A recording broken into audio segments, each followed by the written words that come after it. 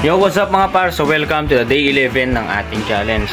So yung mga par, so nakaka 2 digits number na rin tayo no, sa mga araw na ginagawa natin. So naka 10 days na rin tayo. And so far wala pa naman tayong nararamdaman sa katawan natin.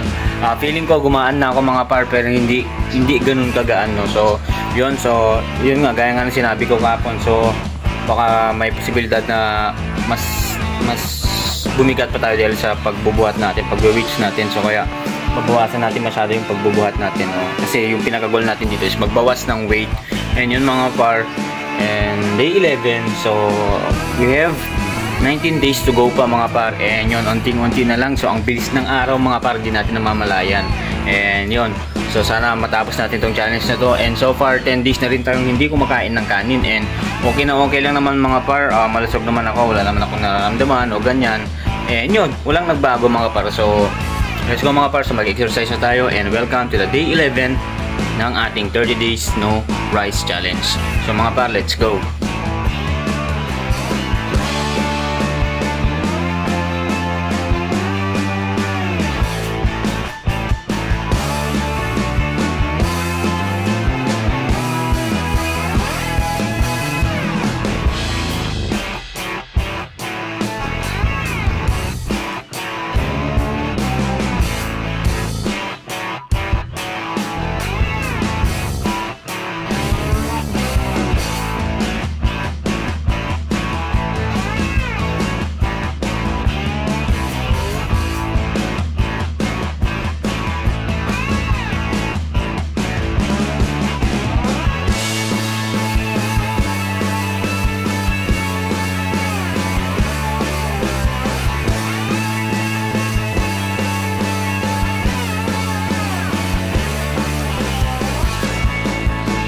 So mga par, so makatapos natin nag-exercise, and ngayon is ilipat natin yung laman ng sako sa drum. Feeds yan mga par. So ubos na naman yung feeds namin ni Faye, and bumili si Papa, pinabili ko siya, then pinadala ni Faye yung pera. And mga par, so pang 5 feeds ng baboy namin yan, and still di pa rin nagbabago yung presyo ng baboy ngayon mga par. So lugi pa rin talaga yung mga nag-aalaga mga par. Kasi mahal ng feeds, 2,000 plus ang feeds mga par. Din yung dress weight 180 lang. Tapos ibibigay pa nila yung paa ng baboy, yung mga par. Tapos mabayaran mo pa yung slaughter fee. Kaya sobrang unfair sa part namin na mga nag-aalaga. So sana mapansin ng gobyerno para patas lang mga par. Kasi mawawa talaga yung mga katulad kong nag-aalaga ng baboy din. Yung nga, walang kinikita, lugi pa, no, di ba? So, tubo na, lugi pa. So, mga par. So, tara.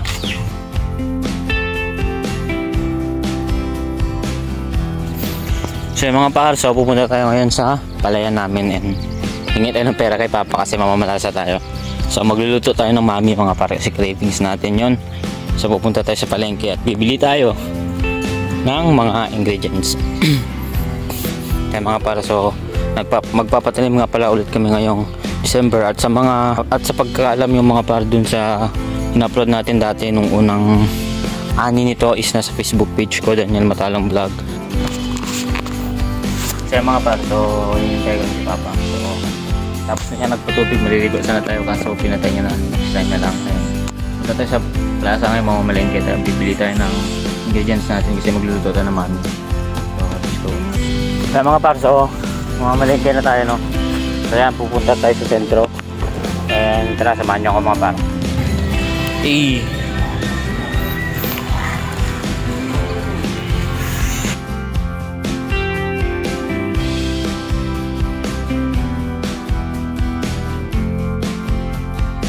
Kaya mga par, so i-slice na natin mga gulay. Yan talaga yung gusto ko mga par, yung gulay. And then binoil na natin yung chicken natin, and then sinama ko na rin yung boiled egg. So yan mga par, update ko kayo.